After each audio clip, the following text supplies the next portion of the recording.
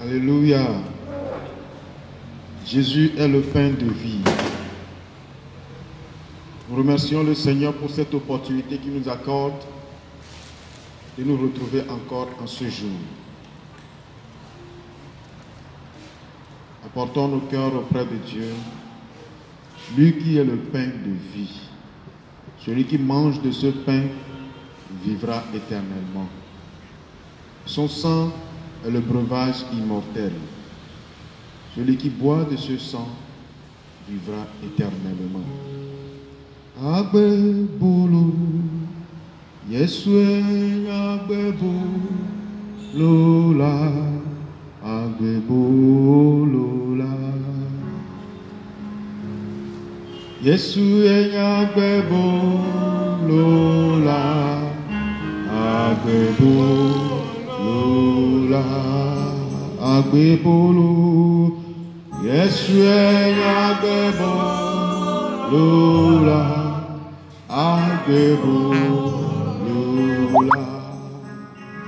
Amasike la nuit, dans Maria po, Amasike Amina, Siko Maria po, Amasike la nuit, dans Maria po. Amesi que la nuit là, si comme Maria ko, agbe boloe, Yeshua agbe bolola, agbe bolola, ho boloe, Yeshua agbe bolola, agbe bolola.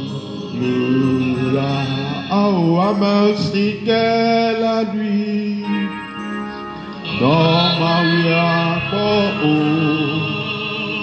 merci que la nuit là, si comme Maria po, merci que la nuit dans Maria po. Amesi que la nuit là, si comme Maria ko, agbe boloe, Yeshua agbe bolola, agbe bolola, Nyempleye sunya lasi adulu. Adulu, Adulu, Nyepleye sumyalasi, Adulu, Nialasi, Adulu, Adulu, Elabe, Yefefulana Benyea. Mighty foe, Nyepleye sumyalasi adulu, Yefebulana benyena. Mighty foe, Nyepleye sumyalasi adulu. Yefebulana benyena, mighty foe, Nyepleye sumyalasi adulu, Yefebulana benyena, mighty foe, Nyepleye sumyalasi adulu. Jésus, tu as les paroles de la vie. Tu as les paroles de la vie. À qui irons-nous? À qui irons-nous? Jésus a les paroles de la vie. Je t'en prie de te joindre à moi. Nous allons lui dire encore qu'il a les paroles de la vie. À qui irons-nous? Chante avec moi. Chante. avec moi? À qui irons-nous? Oh, Jésus. Jésus. Jésus. Ah, tu as les paroles de la vie, la vie. À qui irons-nous? Jésus. Ah. Oh Jésus, tu as les paroles de la vie, la vie. Oh Seigneur. Jésus.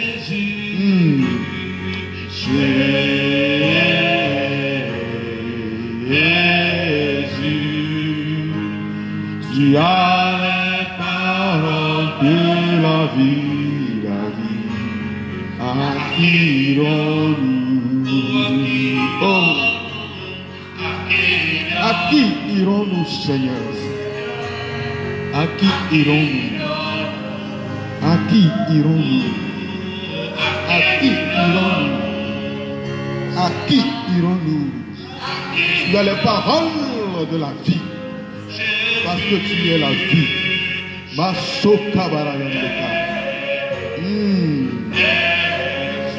Jésus, tu as les paroles de la vie, la vie.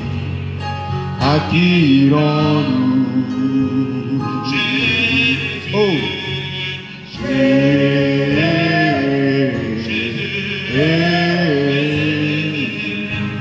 tu as les paroles de la vie, la vie.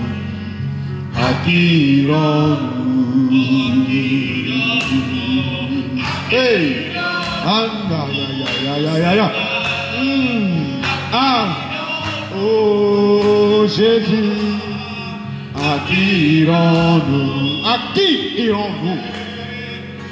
Qui pourra nous donner la vie, le secours, l'appui, le soutien, la délivrance, si ce n'est toi, si ce n'est toi, si ce n'est toi, Jésus, toi qui t'es sacrifié à la croix, toi qui as été crucifié pour notre restauration, notre délivrance de toutes les de tous les dangers, de tous les problèmes, de tous les fléaux qui secouent ce monde. Père, à qui irons-nous? À qui irons-nous? Alléluia. Alléluia. Ah, Jésus. Ah, Jésus. Oh, Seigneur. Bien longtemps, nous nous sommes égarés de toi. Nous nous sommes éloignés de toi. Loin de toi. Voulant mener notre vie, suivant notre intelligence, notre manière de faire. Mais toi, aujourd'hui, tu veux nous ramener à ce que tu veux, à ton règlement, à ta parole dans la vie. Car la vie, c'est toi. Alléluia. Alléluia. Merci. Ah, merci.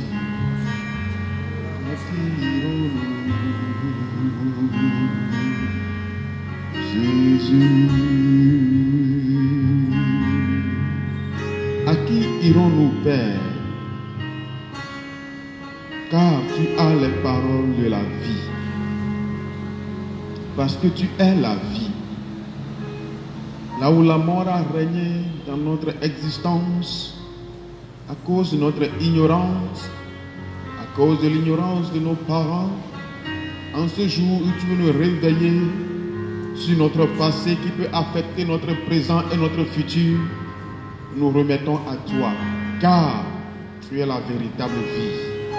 En toi seul, nous avons le vrai secours, nous avons la vie, le bonheur, la paix, parce que tu nous as donné ta paix. Merci Père, au nom de Jésus. Amen. Amen. Les dimanches passés, nous avions étudié sur le chrétien vis-à-vis de la tradition. Je veux dire le chrétien face aux pratiques traditionnelles. Les pratiques traditionnelles. Nous avions parlé de la tradition, de la culture, du culte, des coutumes. La tradition en soi n'est pas mauvaise, mais les soubassements spirituels de la tradition tendent à saper l'identité chrétienne. C'est en ceci qu'il est important que chrétiens puissent mieux comprendre ses coutumes, sa tradition, sa culture, afin de savoir laquelle est en inimitié avec sa foi. Il est très important de comprendre ces réalités.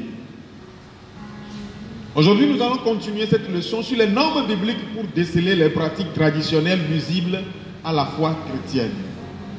Et comme je le disais tantôt, plein de choses dans cette vie ont affecté notre génération. Nos parents ont été affectés, nous les enfants, nous avons été infectés. Quel sera le sort de nos enfants, de nos progénitures? Quel sera leur sort?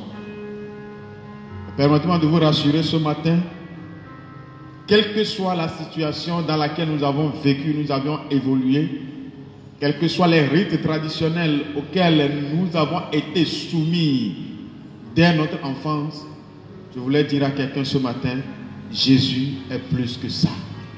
Jésus est plus que ça. Et Jésus demeure après que tout soit passé. Parce que l'alpha c'est lui, l'oméga c'est lui, le premier c'est lui, le dernier c'est lui. Le commencement et la fin c'est toujours lui. Et c'est lui qui donne la vie là où la mort a régné. Là où les problèmes ont régné, là où la difficulté de la vie a régné, Jésus apporte la paix. Nous allons nous baser sur quelques petites questions pour identifier un peu nos sources. À savoir si ces pratiques traditionnelles qui se font dans nos coutumes, dans nos familles, dans nos contrées, dans nos ethnies, sont moralement admises. Est-ce que cela revêt une bonne moralité? Dans 1 Corinthiens chapitre 10, verset 13, l'apôtre Paul dit quelque chose. Tout m'est permis, mais tout ne m'est pas utile. Il est permis de faire tout ce que tu veux. Le Seigneur nous a donné le libre arbitre. Mais quelle est l'utilité que cela t'apporte? Quelle est la valeur ajoutée? Si tu n'as pas de valeur ajoutée, rassure-toi, tu as une valeur déduite. Si cela ne t'ajoute rien, ça te retire quelque chose. Et ce qui est intéressant, les deux personnalités spirituelles, à savoir le malin, le diable, et Jésus le Sauveur, les deux personnalités ont les mêmes vertus. L'une t'ajoute quelque chose, l'autre te retire quelque chose. Tu choisis quoi? Dans toutes les dimensions de ta vie, l'une de ces personnalités t'ajoute quelque chose ou l'autre te retire quelque chose. Qui dans cette vie d'ailleurs ne veut pas évoluer? Demeurer ce qu'il était, non seulement demeurer ce qu'il était, mais devenir médiocre et pire. Les pratiques traditionnelles, est-ce que socialement, juridiquement, elles sont permises? Est-ce qu'elles sont permises? La parole déclare lorsque les pharisiens ont voulu éprouver Jésus en lui demandant à qui devrons-nous payer le tribut. Mais connaissant bien leur pensée, il leur a répondu, hypocrite. Hypocrite. Que voulez-vous dire? Il a demandé, donnez-moi un denier. Qu'est-ce qu'il est écrit sur ça? Qu'est-ce qui est inscrit? Ils se sont fait prendre par leur propre piège. Juridiquement, c'est la pratique auquel nous devrons nous soumettre est condamné. Le chrétien doit l'éviter. Est-ce que la pratique, cette pratique traditionnelle est avilissante? Avilissante. Avilir quelqu'un, c'est le salir, le rendre malpropre, déshonorable. Mais la parole déclare quelque chose d'intéressant dans Philippiens au chapitre 4, verset 8, nous allons le lire. Paul disait aux Philippiens, au reste frères, que tout ce qui est vrai, tout ce qui est honorable, tout ce qui est juste, tout ce qui est pur, tout ce qui est aimable, tout ce qui mérite l'approbation, ce qui est vertueux et digne de louange, soit l'objet de vos pensées. Ce que vous avez appris, reçu et entendu de moi et ce que vous avez vu en moi, pratiquez-le. Et le Dieu de paix sera avec vous. Amen. Tout ce qui est vrai, honorable, pur, juste, aimable, qui mérite l'approbation. Est-ce que cette situation dans laquelle tu te retrouves, cette coutume à laquelle tu adhères, cette culture de laquelle tu es sorti, est-ce que ça te rend honorable? Est-ce que tu peux être en société avec ces accoutrements? Rassurez-vous, à certaines invitations, on précise même le mode d'habillement. Le mode d'habillement. Mais, toi qui demeures dans cette tradition soumise à une divinité pour laquelle des accoutrements, des habillements précis t'ont été recommandés, est-ce que tu peux être sociable? Parce que tu ne pourras pas te débarrasser de ces obligations morales que ton adoration t'impose. C'est à ça même que nous devrons venir. Parce que la tradition en soi n'est pas mauvaise, mais la spiritualité qui sous-tend cela ramène tout à la réflexion. La pratique est-elle dédiée à une divinité? Est-ce qu'elle est dédiée à une divinité? Quand nous lisons la parole du Seigneur dans Lévitique au chapitre 20. Lévitique au chapitre 20. La Bible déclare quelque chose d'intéressant là-bas. Lévitique, le chapitre 20, le verset 1er et 2. Le sous-titre dit « Peine contre divers crimes ». L'Éternel parla à Moïse et dit « Tu diras aux enfants d'Israël, comme je vous le dis ce matin. Si un homme, des enfants d'Israël ou des étrangers qui séjournent en Israël livre à Moloch l'un de ses enfants, il sera puni de mort. Le peuple du pays le lapidera. » Moloch est une idole, un dieu qui était adoré en Canaan avant l'arrivée des enfants d'Israël. Et ce sont des sacrifices humains qu'on lui faisait. Et Dieu disait ici, si un homme ose parmi mon peuple livrer son fils à Moloch, il sera puni de mort. C'est la tradition des Cananéens, ils vivaient dedans. Mais cette tradition n'était pas seulement une formalité, mais au-delà, il y a une adoration vouée à une divinité. Dans ta tradition, nous en verrons quelques exemples, bien sûr. Quelle est la pratique qui est vouée à une divinité? Cette pratique est-elle liée à cette divinité depuis son origine? Parce que dans certaines ethnies, il y a certaines pratiques qui n'existent pas dans d'autres, mais que nous avons importées facilement. Je peux parler de Sitou, les cérémonies d'aspersion d'eau. Bénir quelqu'un par l'eau. Nous verrons ces exemples. Mais il faut que nous nous posions déjà cette question pour nous assurer si cette pratique est en phase avec la foi chrétienne. Très important. Dans la captivité, Daniel et ses compagnons se sont donnés des principes eu égard à l'éducation morale et spirituelle qu'ils avaient reçue. Les trois Hébreux, Shadrach, Meshach, Abednego, ont dit au roi, même si notre Dieu ne nous délivre pas de votre fournaise, nous ne pourrons jamais adorer votre statue. Ça, ce n'est pas possible. Même si je dois mourir à cause de ma foi chrétienne, à cause de l'adoration que vous voulez m'imposer, je préfère sauver mon âme. Je préfère mourir pour Christ. Et Jésus a renchéri en disant, celui qui perd sa vie à cause de moi la retrouvera. Je témoignerai de lui devant mon Père. Devant mon Père. devant mon Père. Quelle assurance, quel soutien, quel encouragement. Lorsque à l'époque du roi Darius, la loi était sortie dans sa maison, il a ouvert sa fenêtre qui est en direction du palais comme d'habitude, il s'est mis à genoux et 3 fois par jour il priait. Il priait son Dieu, celui qu'il a connu, celui qui l'a sauvé, celui qui a permis à ce qu'il soit honoré même en captivité. Si tu étais à sa place, tu feras quoi? Ben, le roi a dit, si je ne rends pas le roi a signé, je suis roi ce matin. Et rassure-toi, si ta conscience te condamne dans une situation, je dis souvent, pose-toi cette question. Si Jésus était à ma place, qu'est-ce qu'il fera? Si tu trouves la réponse juste à ce que Jésus fera dans cette situation à ta place, fais-la. Si tu n'en trouves pas, garde silence. Le Seigneur combattra pour toi.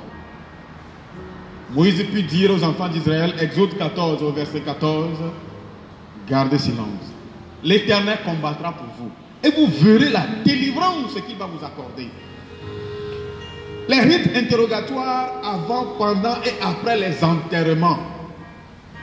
Nous allons invoquer le mort. Je voulais parler ici de quelques exemples que nous avons dans nos traditions africaines. L'invocation de l'esprit des morts.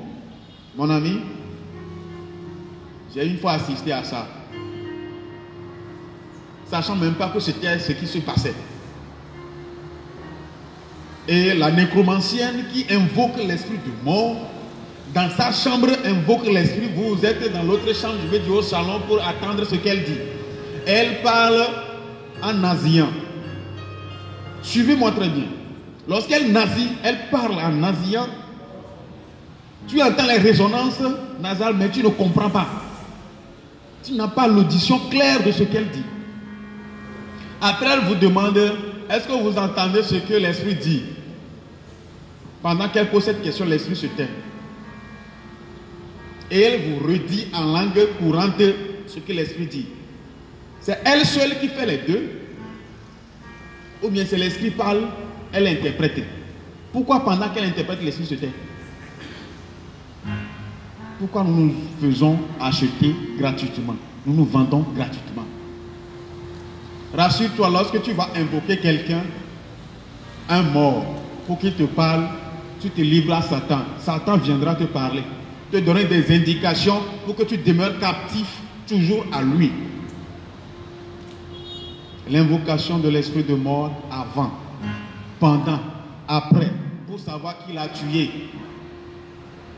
Un enfant de Dieu, conduit par l'esprit de Dieu, doit être averti de toute situation. Quand tu lui demandes, Père, que se passe-t-il? Il doit te prévenir. Et il va te prévenir parce que tu es son fils. Et c'est automatique. J'aime beaucoup un directeur de l'école de dimanche que j'ai connu qui dit souvent, toi-même, qu'est-ce que l'Esprit de Dieu te dit? Si l'Esprit de Dieu ne te dit rien, ça veut dire qu'il y a un problème. L'Esprit doit te dire quelque chose forcément. L'organisation des cérémonies de réconciliation avec usage d'eau, de boissons alcoolisées, dans des circonstances comme lors des mésententes entre couples, entre parents et progéniture, lors de la libération, on donne les diplômes aux apprentis, etc. D'autres jurent avec la Bible. Il est vrai, la boisson alcoolisée, par principe, n'est pas permise aux chrétiens. Celui qui boit, on dit souvent, celui qui a bu, il boira. Et dans l'habitude, l'abus prend place. Et dans l'abus, tu t'éloignes de Dieu. Paul dira plus tard, enivrez-vous du Saint-Esprit. C'est mieux que de vous enivrer du vin. Donc, l'aspect des boissons alcoolisées, naturellement, est exclu. Mais, vous allez me dire, l'eau, chrétien peut utiliser. Je vous comprends. Je vous comprends. Et si tout actu siname, c'est l'expression que nous utilisons dans notre tradition.